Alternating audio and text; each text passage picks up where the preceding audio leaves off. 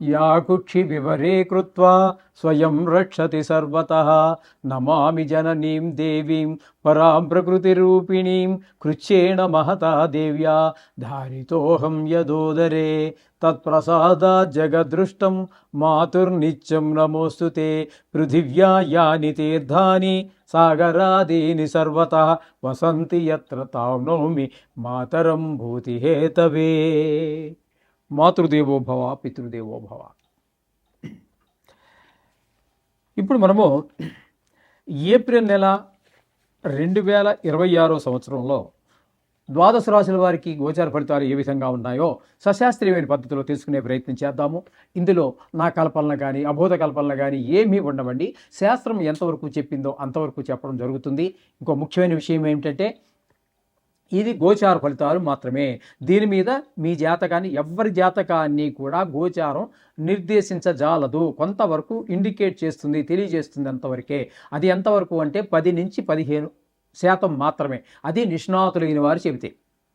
మిగతాదంతా కూడా మన వ్యక్తిగత జాతకము. ఎవరి వ్యక్తిగత జాతకం, ఏ డేట్లో పుట్టారు, ఏ టైంలో పుట్టారు, ఏ ఊరిలో పుట్టారు అనేటటువంటి దాని మీద ఆధారపడి ఉంటుంది. అది 100% ఇది ఒక 15 వేసుకోండి. 75, 80, 90 ఇంకా 100 పాళ్ళు కావాలంటే బ్రహ్మదేవుడు తప్పితే మరి ఎవ్వరూ కూడా దాన్ని కరెక్ట్గా చెప్పలేరు. కాబట్టి దీని గురించి ఊరికే కంగారు పడిపోక్కర్లేదు. 4 గ్రహాలు ఎక్కువగా ఉన్నాయని సంతోషపడవలసిన పని లేదు. అందుచేత ఇంకోటి ఏంటంటే నేను ఇందులో మిమ్మల్ని భయపెట్టేసి ఏదో చేసేయాలి, జపాలు పెట్టేయాలి అని అటువంటి ఏవో ఆలోచనలు కానీ దుష్టాలోచనలు కానీ లేదు. మిమ్మల్ని సంతోషపెట్టడం కోసం, మిమ్మల్ని ఇంప్రెస్ చేయడం కోసం, మీకేదో ఒక లేడీ వచ్చేస్తుంది, 10 కోట్లు వచ్చేస్తాయి ఈ సంవత్సరంలో, నాది గ్యారంటీ, రాసి పెట్టుకో, ఇలాంటి మాటలు ఎక్కడా శాస్త్రంలో ఏ శాస్త్రకారుడు చెప్పలేదు. నేను చెప్పను. మీరు అది చెప్పేవారు చెప్తారు. వారికి ఎక్కడో ఏదో ఆధారం ఉండి ఉండొచ్చు అని అనుకుంటాను. అయితే మా దగ్గర అయితే అది లేదు. నాకు తెలిసినంత వరకు లేదు ఎక్కడా కూడా. ఒకవేళ ఉందేమో తెలియదు పూర్తిగా. 100% పాళ్ళు పూర్తిగా 199% నాకు తెలిసినంత వరకు ఎక్కడా ఏ విధమైనటువంటి ఈ గ్యారంటీలు రాసి పెట్టుకోవడాలు ఇవేమీ లేవు. మీనరాశి వారికి ఏప్రిల్ నెల 2026 సంవత్సరంలో గోచార ఫలితాలు ఏ విధంగా ఉంటాయో తెలుసుకునే ప్రయత్నం చేద్దాము. జన్మంలోనే శని భగవాన్ యొక్క సంచారం. అంటే ఇది ఏళ్ళనాటి శని తనుభావం అంటారు. కాబట్టి శరీరానికి అనారోగ్యాలు ఎక్కువ వచ్చే అవకాశం ఉంటుంది. తన ఆలోచన ధోరణి కూడా కొంచెం చెడు వైపుకు లాగే అవకాశం ఉంటుంది. రవి భగవానుడు 14 వరకు జన్మంలోనే ఉంటున్నారు. జన్మంలో రవి భగవానుడు అనుకూలమైన ఫలితాలు ఇవ్వడు. తదుపరి 2వ స్థానంలోకి వెళ్ళి అక్కడ కూడా ఆయన శుభ ఫలితాలు ఇచ్చేటటువంటిది ఏం లేదు. ధనానికి, వాకుకి, కుటుంబంలో నేత్ర వ్యాధులు ఉన్న వారికి ఇబ్బంది కలిగించే ప్రయత్నం చేస్తాడు. అలాగే కుజుడు నెలంతా జన్మంలో ఉన్నాడు. ఈయన వల్ల మాటలో మహాదురుస్థానం వస్తుంది. శరీరానికి గాయాలు అయ్యే అవకాశం ఉండొచ్చు. డ్రైవింగ్లో కావచ్చు, మెట్లు జారి పడడం కావచ్చు, ఏదైనా కావచ్చు, కొంచెం గాయాలు పడేటటువంటి అవకాశం ఎక్కువగా కనిపిస్తోంది. బుధుడు నెలంతా కూడా సుమారుగా అంటే 10వ తారీఖు నుంచి నెలంతా కూడా బుధుడు ఇక్కడ సంచారం చేస్తున్నారు. ఇక్కడ జన్మంలో బుధుడు కూడా అనుకూలమైన ఫలితాలు. అంటే మొత్తం 4 గ్రహాల యొక్క సంచారం జరుగుతోంది. 4 గ్రహాలు కూడా ప్రతికూలమైన ఫలితాలు ఇస్తున్నాయి. కాబట్టి ఆరోగ్య విషయంలో చాలా జాగ్రత్తగా ఉండాలి. మెట్లు దిగేటప్పుడు, డ్రైవింగ్ చేసేటప్పుడు, రోడ్డు దాటేటప్పుడు, రోడ్డు మీద నడిచేటప్పుడు, ట్రాఫిక్లో ఉన్నప్పుడు చాలా జాగ్రత్తలు తీసుకోవాల్సినటువంటి పరిస్థితి. ఇక ద్వితీయ స్థానంలో శుక్రుడు 19వ తారీఖు వరకు, తదుపరి తృతీయ స్థానంలో 20 నుంచి నెలాఖరు వరకు.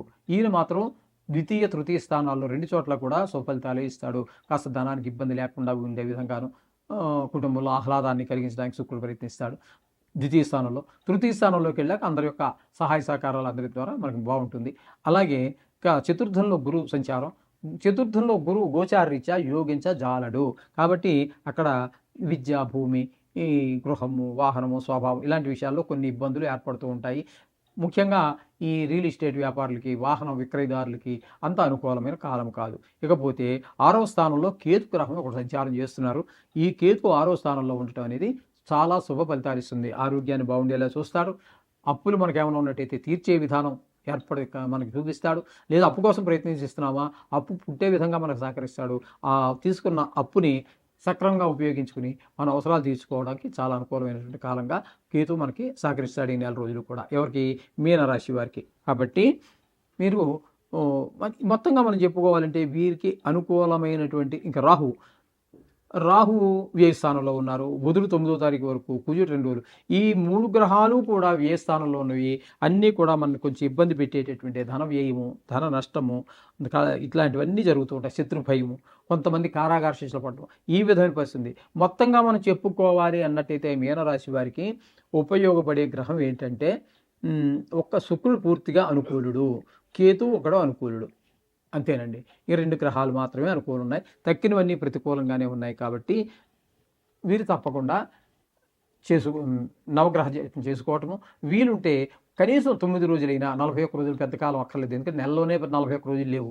మండలకాలం లేదు కాబట్టి నెలంటేనే 30, 31, ఫిబ్రవరి లాంటిదైతే 28 రోజులు, 29 రోజులు వస్తుంది. కాబట్టి కనీసం 9 గ్రహాలకి 9 అనుకూలం మనం లెక్క పెట్టుకున్నా ఒక రెగ్యులర్గా కాస్త ఏదో టైంలో మీకు వీలు చిక్కినప్పుడు పొద్దున కావచ్చు, సాయంత్రం కావచ్చు, శుభ్రంగా గుడికి వెళ్ళి ప్రదర్శన చేసి మీ కష్టాన్ని ఆ నవగ్రహాలకు విన్నవించుకోండి. తదుపరి గుడిలో ప్రధాన దైవం ఎవరైతే ఉన్నారో ఆ దేవుడికి ప్రార్థించండి. ప్రార్థించినట్టయితే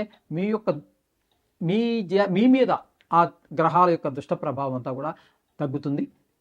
కొంచెం నెలంతా కూడా ఆనందమయంగా జరిగే అవకాశం ఉంటుంది. శుభం భూయాత్.